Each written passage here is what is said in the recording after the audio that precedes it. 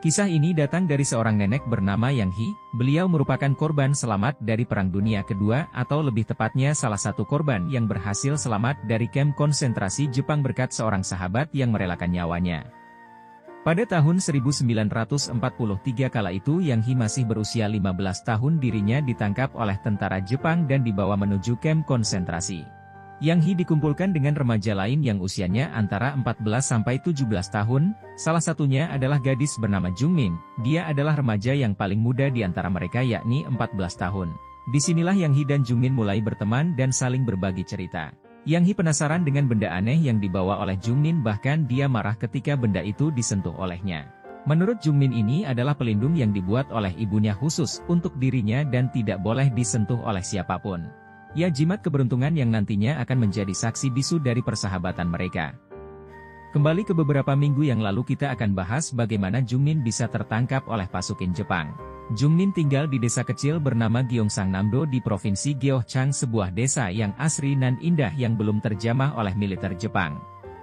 Seperti halnya anak-anak pada umumnya, setiap hari sepulang sekolah Jungmin selalu bermain dan menghabiskan waktu bersama teman-temannya. Pada suatu hari Jungmin melihat para pasukan tentara Jepang yang sedang menuju ke desa. Menurut rumor yang beredar bahwa tentara Jepang merekrut paksa pemuda Korea untuk dijadikan tentara. Rumor tersebut menjadi ketakutan tersendiri bagi penduduk desa, bahkan di sekolah guru Jungmin mengajarkan bahasa Jepang untuk berjaga-jaga jika seandainya mereka berhadapan dengan tentara Jepang. Semenjak perang berkecamuk, para orang tua di desa ini membuatkan jimat bagi anak-anak mereka untuk menjaga mereka dari mara bahaya. Hanya Jungmin yang tidak punya barang tersebut, sehingga dia yang ingin mempunyai jimat pun dengan cerdas mengajak dua temannya untuk bertaruh dalam suatu permainan yang sangat dia kuasai, dan alhasil Jungmin menang dengan sangat mudah.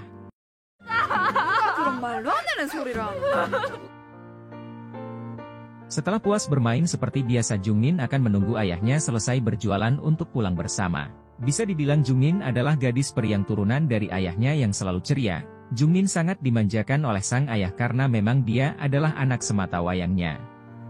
Berbeda dengan ibunya yang sangat keras mendidik Jungmin, di mana ketika di rumah dia dihukum oleh ibunya karena merampas barang milik orang lain meskipun barang itu adalah hasil menang taruhan. Secara tidak langsung sang ibu mengajarkan Jungmin bahwa banyak cara yang lebih baik untuk mendapatkan barang yang kita inginkan. Namun tak dapat dipungkiri, meskipun sang ibu begitu keras mendidik Jungmin, tapi ibu tetaplah ibu. Ketika Jungmin tidur, ibunya meminta maaf sembari membuatkan jimat yang sangat diinginkan oleh putri tercintanya. Alasannya, kalian juga tahu bahwa seorang ibu ingin melihat anaknya tumbuh dengan baik, menjadi orang baik, dan bisa berbuat baik dengan cara yang benar.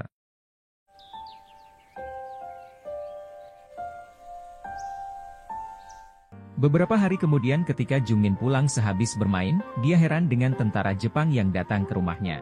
Saat itu sang ibu memberikan kode untuk pergi, namun Jungmin yang polos malah menghampiri. Jungmin memang masih terlalu kecil untuk memahami situasi seperti ini, sehingga orang tua Jungmin tidak bisa berbuat apa-apa ketika para tentara akan membawa Jungmin. Tapi sebelum dibawa para tentara, sang ibu terlebih dahulu mengajak Jungmin berbicara, di mana ibunya mengatakan bahwa Jungmin akan dibawa ke Jepang untuk disekolahkan. Sembari memberikan uang bekal beserta jimat, sang ibu pun mengingatkan putrinya untuk jangan melupakan nama ibu dan ayah ketika Jungmin kembali. Seperti itulah bagaimana Jungmin sekarang bisa berada di sini bersama Yang Hee dan teman-teman yang lain tanpa tahu apa yang akan mereka alami ketika sampai di kamp konsentrasi.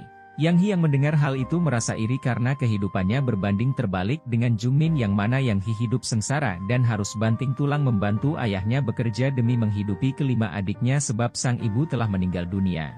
Merasa kasihan dengan teman barunya, Jungmin pun dengan senang hati meminjamkan jimatnya untuk mengobati rasa rindu Yang Hee terhadap ibunya. Dari sini Jungmin mulai menyadari perkataan ibunya tentang banyak cara yang lebih baik untuk mendapatkan barang yang kita inginkan.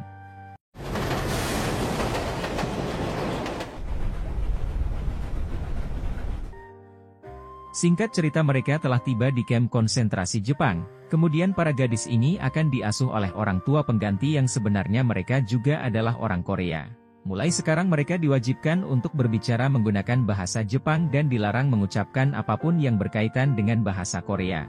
Kebanyakan dari para gadis ini berumur 15 tahun termasuk Yang Hee, dan satu-satunya gadis yang berumur 14 tahun adalah Jungmin, sehingga saat itu juga Jungmin dibawa secara paksa untuk melakukan pemeriksaan terhadap Menurut aturan di sana jika ada gadis yang berumur 14 tahun maka akan diperlakukan spesial karena gadis tersebut kepada para petinggi atau kaisar Jepang. Mereka para gadis yang lain termasuk Yang Hi juga tak luput dari paksaan untuk para serdadu.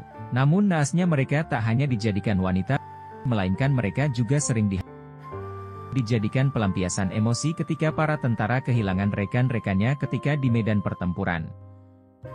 Pada suatu hari ketika para tentara Jepang sedang membuat parit tiba-tiba saja mereka diserang oleh pasukan Korea yang membuat tentara Jepang cukup kewalahan.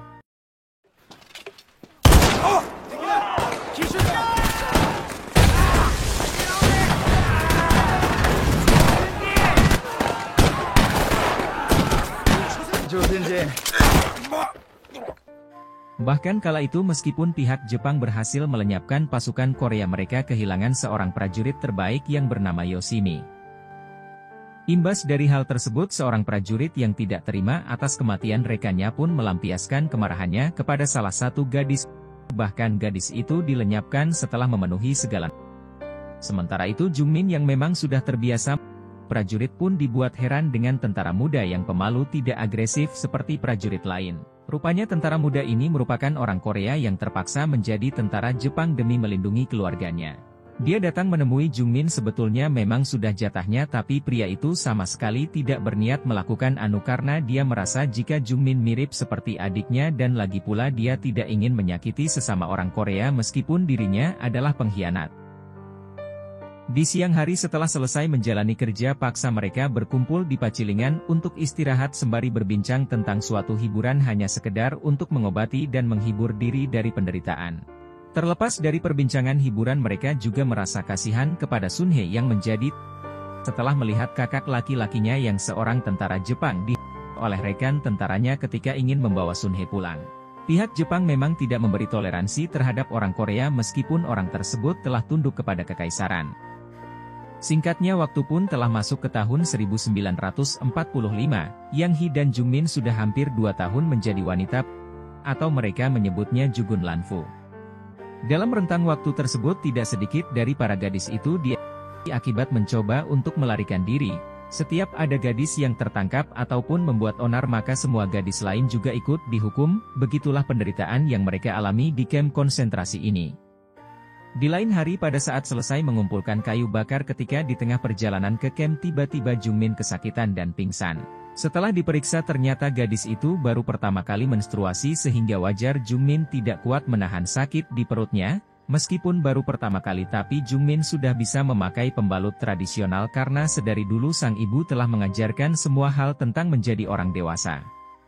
Beberapa hari kemudian Jungmin secara diam-diam menemui tentara muda di suatu tempat untuk mengambil barang yang dimintanya. Barang tersebut adalah sebuah map kecil yang akan dijadikan petunjuk arah untuk melarikan diri oleh Jungmin dan teman-temannya.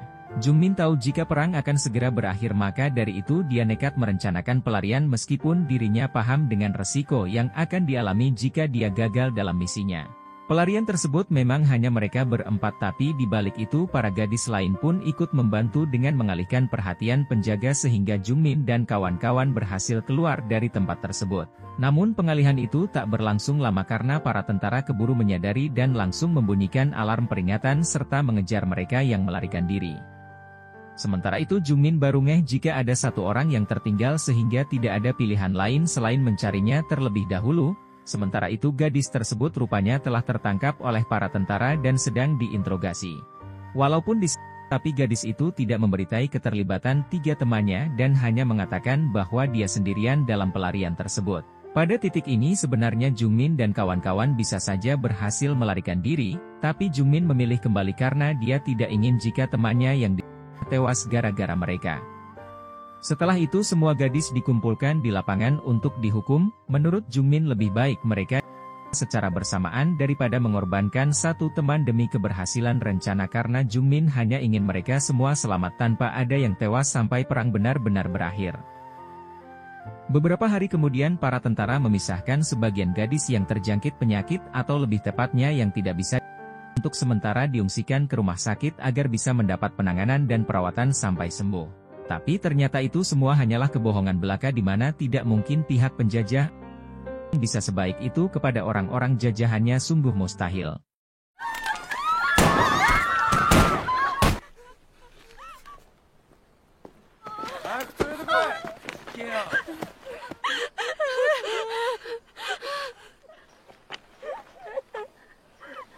Ute.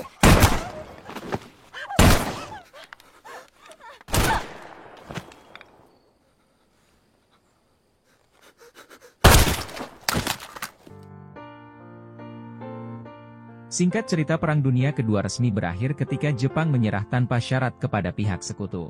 Tapi sebelum para tentara pulang kembali ke tanah air, mereka tentunya tidak akan membiarkan tawanannya hidup dan menjadi saksi atas yang telah dilakukan, sehingga para gadis yang masih bertahan digiring dan dikumpulkan di tempat massal untuk segera Di saat itulah Jungmin memberikan jimatnya kepada Yang Hee dengan harapan bahwa jimat itu bisa melindungi Yeong-hye. Alasan Jungmin melakukan hal itu dikarenakan dia telah memahami penderitaan hidup Yang Hee, yang mana ada ayah dan 5 adiknya yang harus diurus, sehingga Yang Hee layak untuk tetap hidup.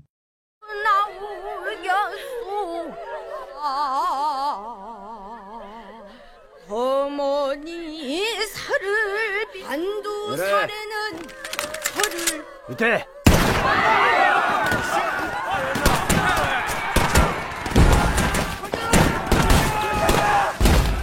Untung saja tersebut teralihkan oleh serbuan dari pasukan Korea dan sekutu, sehingga Jungmin dan Yang Hee beserta gadis lain berhasil selamat.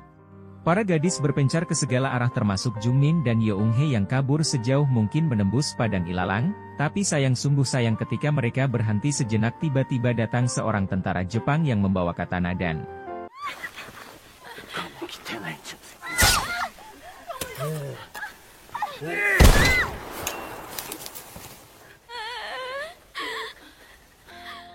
dirasa si Jepang telah koid, mereka pun dibawa oleh tentara Korea untuk diselamatkan dan dipulangkan ke desa masing-masing. Tapi tiba-tiba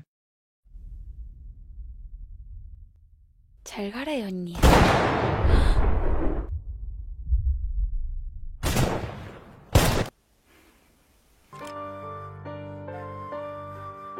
seperti yang sudah dikatakan Jungmin bahwa Yang Hee lebih penting dan layak untuk tetap hidup, maka dari itu dia rela mengorbankan dirinya demi sahabat yang telah dia anggap seperti kakaknya sendiri. Di akhir film kita akan diperlihatkan kepada Jungmin yang sedang berjalan pulang ke rumahnya. Orang rumah sendiri atau orang tuanya terkejut melihat anaknya pulang dengan kondisi sehat walafiat dan ceria seperti biasanya. Tapi sungguh pilu, di mana yang kita lihat sekarang hanyalah roh Jungmin saja yang benar-benar kembali ke pelukan orang tuanya. Dan film pun tamat.